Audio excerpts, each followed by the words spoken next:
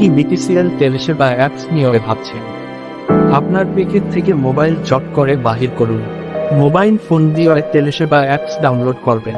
প্রথমে play store open করেন, লিখবেন টেলিসেবা অ্যাপস। টেলিসেবা আসার পর অ্যাপস উপরে আপনার শাহাদত আঙ্গুল দিয়ে চট করে টাচ করুন।